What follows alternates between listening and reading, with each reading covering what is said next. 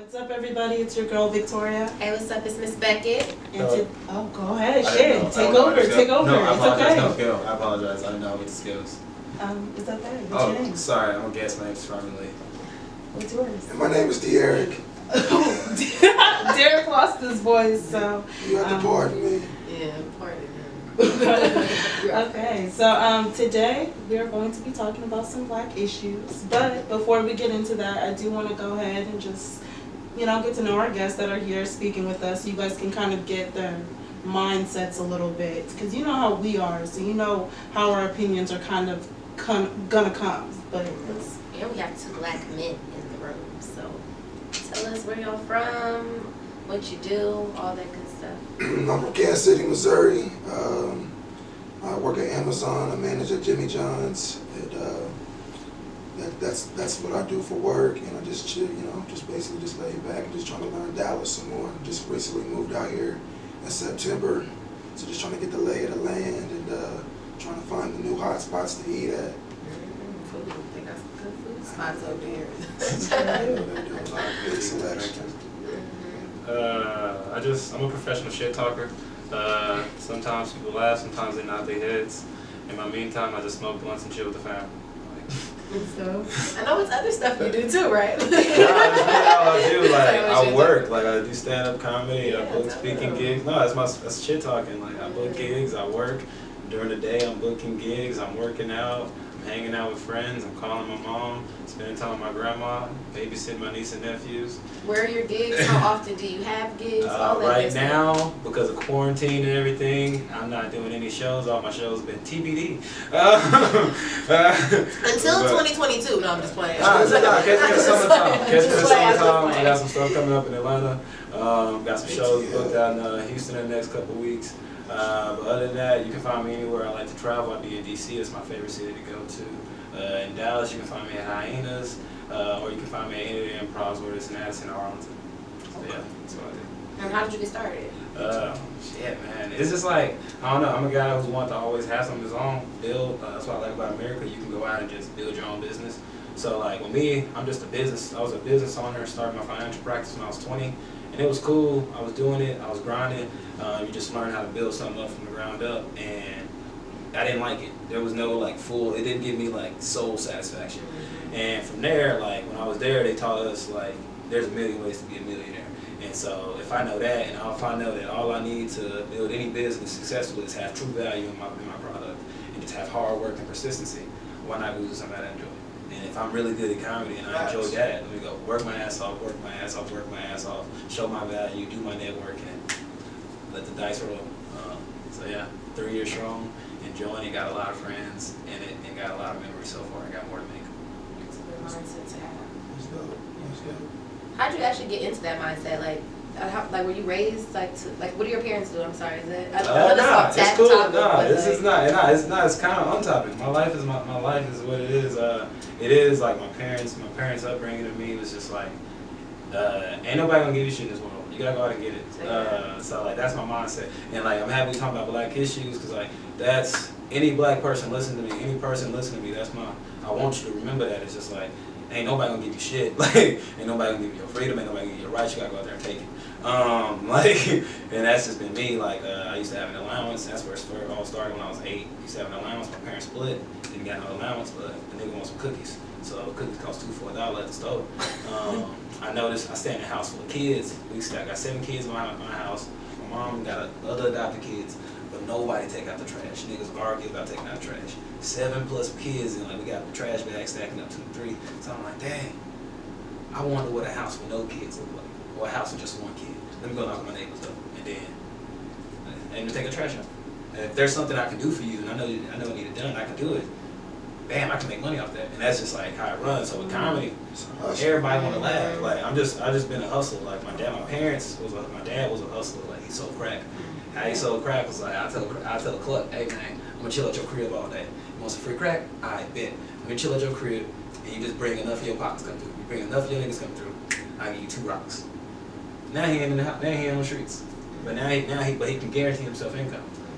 It's you give out a little, but you don't get more. And so I learned that through comedy, doing free shows. When I first graduated from college, I would get on the fucking megabus, go get an Airbnb for a week, stay in another city, do open mics, network with comedians, and they're like, oh, what you here for? Just trying to tell jokes, just trying to meet people. When you leaving next Monday, I got a show this Saturday. You want to do it? Yeah, nigga. Probably can't pay you that much. It's cool. Pay me more next time I'm in the city. Feel you. But speaking of black issues and going out and getting it and ain't nobody gonna give you shit, how have y'all been affected by all of this that's going on with Black Lives Matter? And like, tell me in your perspective, how do you feel? Because y'all are black men in America, so. You know, it's tough to see, you know, and especially somebody who cares about the well-being of black people, especially of black men.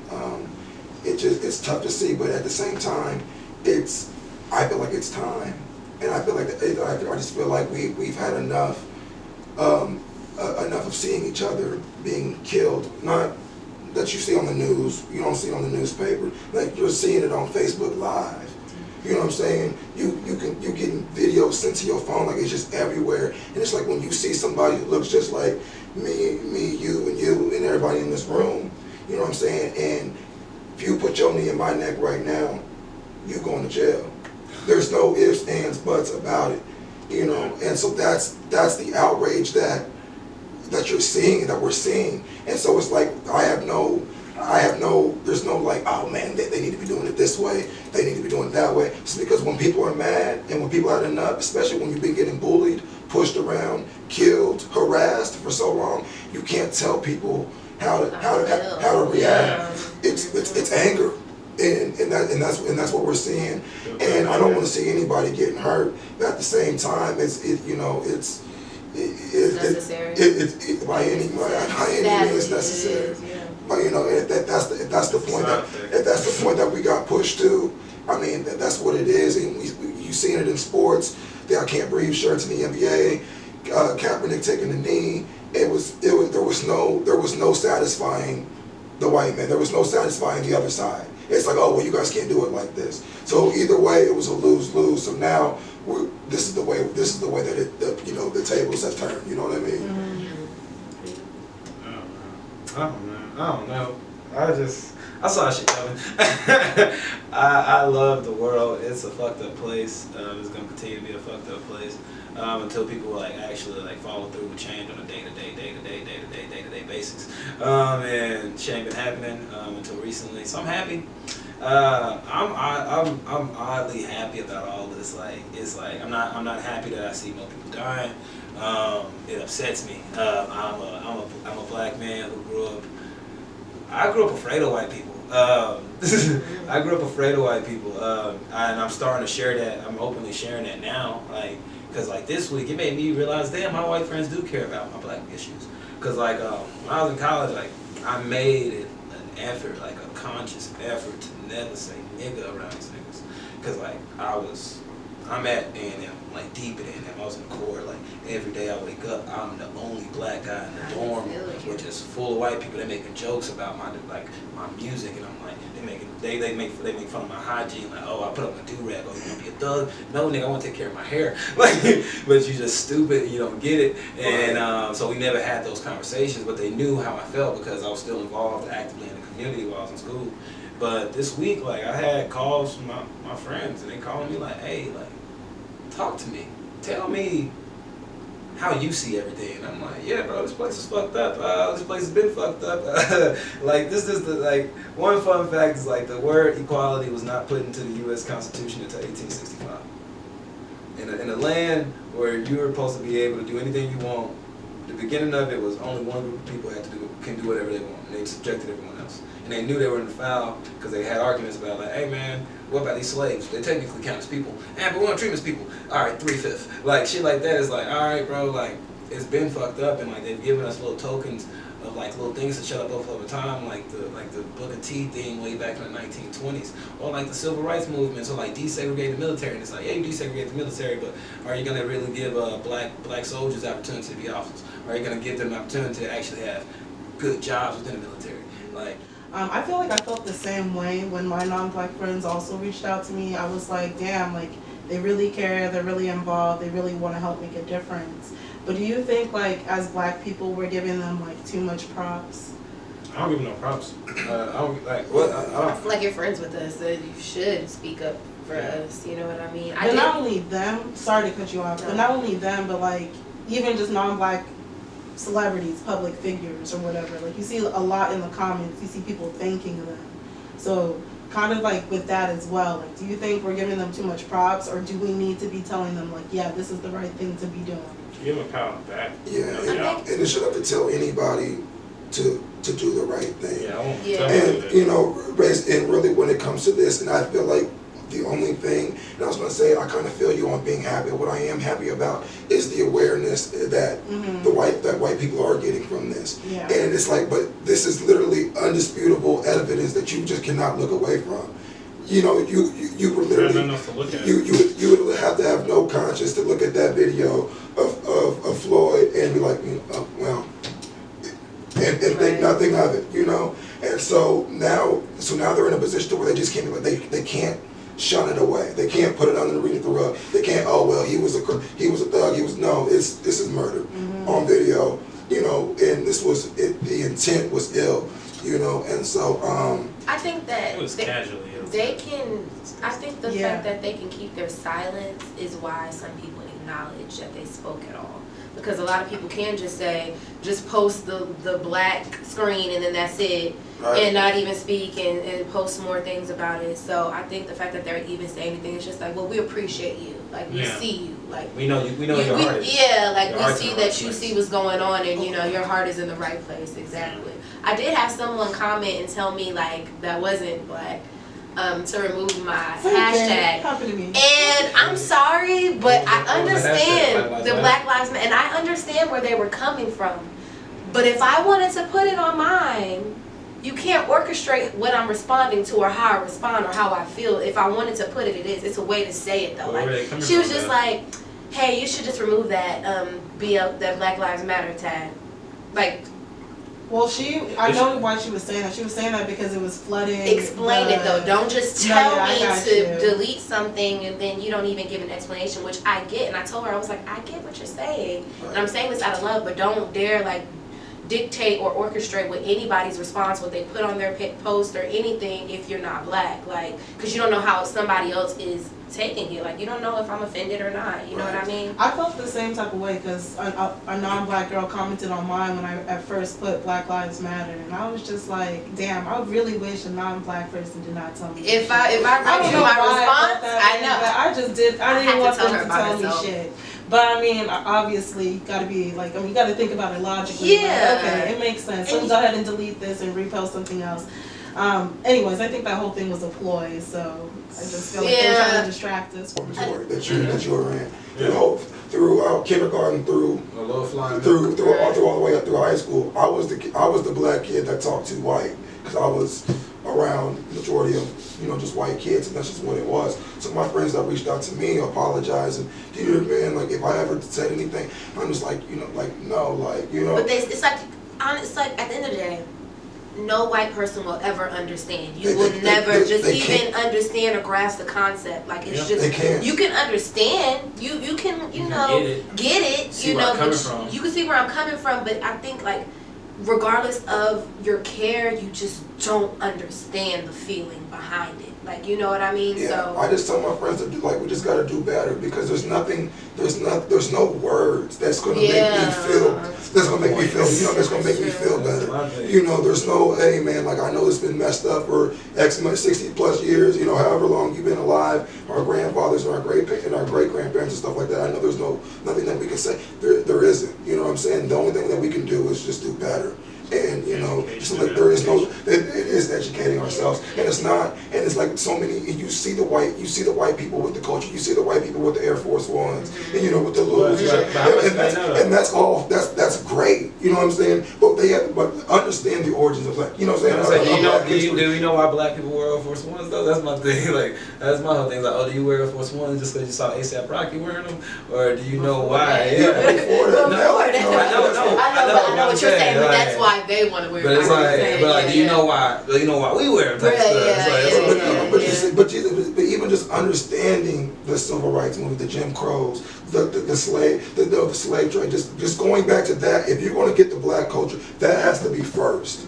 You know what I'm saying? It's more than listening to rap music, you know what I'm saying, in the cars with your girl, with their girl, you know what I'm saying, and thinking that like they down. It's like you want to be down and you really want to understand, you got to go back and you really got to do your research, and that's not for us to, that's not for us to tell you. Because if you care and it was a concern, you would go back and take the time. They would go back and take the time and do the research, because that's where the understanding comes from. Once you understand, like, oh, well, damn, this was like, and then you can put it to today's world. It's like, well, a lot of shit hasn't really changed. A lot of shit's just getting filmed now. A lot of shit just being brought up to the light that is what, So that is where they have to understand why we're not letting this go. Well, why black people always complaining? They always want this, but it's like it's not because we're just lazy, tired people. But to the people that are supporting. We do, like, the people that really mean it, I'm appreciative of it. I'm not going to say, like, yeah, y'all just saying stuff, because I am appreciative of some people that are saying that really mean what they're saying, that really are behind the movement, that support. Like, because people will say something this week, and then in August, you won't hear anything about Black Lives Matter or anything. Well, so it's like, keep that same energy. Well, just keep that same energy. I grew up the same way as you, where I was like the only black person in the school for a while. Right. But I feel like my friends weren't really my non-black friends weren't really they weren't apologizing to me when they called me. They were just outraged as much as I was outraged. Right. If that makes sense. Yeah. They're educated on the topics. Like they know what's going on. And I feel like part of that is also like location. Because I mean, some of your non-black friends, like they grow up in the same areas as you. Because even though I grew up in the suburbs, it was like a lower income. Right. Suburb area. So we have like the same experience in a sense. But like when our schools get mixed together, like from middle schools, like I don't know if you guys are catching on to what I'm saying, but like in different areas, when we're all together, yeah. So it's like we're going to school with people who are mad rich. Like wasn't somebody like drove a Lamborghini to school or whatever? Like it was crazy. Like it was crazy shit. So I mean I'm saying like some of them can see it from that type of standpoint. If that makes sense. Yeah, I get you. So can I ask, to what extent would you guys like to see, or do you feel is appropriate for, white people who are outraged or who want to support it? What extent do you think is appropriate for them to display and demonstrate their support for it? To where they're not crossing that boundary of trying to force themselves to identify with something that they can't possibly identify with. I went to a protest yesterday, and the speakers were saying something along the lines of "fuck white people," right? And I was like standing next to a group of white people who were like, they really shouldn't be saying that. So I don't want to hear shit like that, bitch. This is for us. That's how I feel. That's how I feel. So I mean, like sometimes they just have to understand the rage behind certain things. And understand that when we're saying fuck white people, I don't mean my good friend Zach. Yeah, we don't ever mean, like that's another thing. I'm sorry, go ahead. No, you said it. Nobody ever means that with that intention. It's not like, y'all know who we talking about. Like, you know what I mean? I think I just got posted like 2 days ago of 4 black men in the truck, and a white guy was like, why are you pulling them over? Oh, in LA, it's an LA comedian. I know that. It's simple things like that, like in public. Don't just be behind a computer screen or your phone or anything and typing and just a robot. Like in public, actually say something. Actually speak up. When you see injustice, speak up about it. Like at your family. At Thanksgiving, when Uncle Bobby make that one joke, be like, not funny, Bobby. Like, yeah, no, seriously, like, because that happens all the time. But also, like, make sure, like, assess the situation first as well, because as a collective, white people, they can be very forceful. You know what I'm saying? That's just their culture. So I'm just saying. Sometimes y'all can go overboard, and you may think discrimination, like, you may speak on something that's not as big of a deal. If you know what I'm saying. And to answer your question, I don't think there's a really a line you can overstep for me I just think it just has to be genuine. It can't be because you just feel bad, or you see you had enough, or like it just has to be because like you really want to see change. You really believe that this is wrong and that people should not have to be going through this or have to deal with that. That's all I ask personally. Anything else, like, you can't overstep that line with me. It's like if you want to go out and protest and that's how you feel, you can make your difference, and you want your voice to be heard amongst other black people, then I'm all for it. You know what I'm saying? I just want it to come from a genuine area, not because like you feel like you have to, not because it's almost a thing to do now. You know what I'm saying? It's to go out there because it's almost cool to do now. Yeah, you know, because that's and so what it's turning into a trend. I felt like I was at a festival yesterday. I was like, why does this feel like a music festival? Right. I don't know. And that's the part that I cringe about. But it's always going to be something that's going to turn It's into. just our thing these years. Yeah, it's inevitable. Let me say this, because I feel like I started to like, white people overstepping their boundaries thing. I don't think you're overstepping your boundaries. I just feel like there's better stuff you can be doing, type stuff, especially as a white person. Especially as a white person with when it comes to this issue. Like, yeah, be at the protest. Be there at the protest. I want you at the protest. Show your whiteness at the protest so when other white people see us, they'll be like, damn, they got white people. Like, but like, on the internet, please don't tell me that, like, America's bad because you can't get shot for doing this. You can't. I see one person post this. He said, I'm so privileged because I can do this and won't get shot. Now he just named off. And I was like, damn, I like that you post this because he listed off people who got killed for police brutality. And I was like, damn, that's dope. But what you should do is start really educating people. Go pick up a book. Pick up a book on like how the criminal justice system is set up to just fuck us over. Pick up a book on how this whole system is set up to purely benefit you. Share this information with the people you know. Share this information in your groups. And then start to applicate it into your life. Go out to the voters booth with that knowledge in the back of your mind and say, oh yeah, I'm gonna vote this way because I know my vote will do this for this community and this community needs it. Like, that's what I want. Like, I'm not saying like the fucking internet posts are bad or it's like overstepping your boundaries. Say what you want to say, but do something. Actually do something. Like, and I hope y'all don't vote for the same person. I was gonna say, like, that I does can not say, make sense. if you end up voting for the same people you would vote for who doesn't have the black community's best interest in heart, or even the lower income community's best interest in heart, I just feel like, you're just doing this shit for show. Like, like y'all were saying, like, it's becoming a trend. So, it has to make a difference in the voting as well. But shit. And we as the people gotta vote. The people that we have to vote. We gotta vote, and it's just like the numbers that we can accumulate just with black people in America, or the money we spend alone as black people, alone in America. We could literally be our own country. So I just think that we have to really understand the power that we do have and the power in the numbers. But we all have to come together. We all have to find what we want as the people. And then we can achieve it. And that's the beautiful thing about it. Seeing so many black people come together, because y'all know how the black community is. Like, you know how people are against one another. We pin each other against. So everyone coming together is just, it's beautiful, and I think it's necessary, and I think it's needed, and I think it's long overdue. Long overdue. So everything happens for a reason. And in its own timing, and right now is the time. We live in history. I love it. I don't know. I can't wait to we ready to get into the pot though? What's cooking in this pot?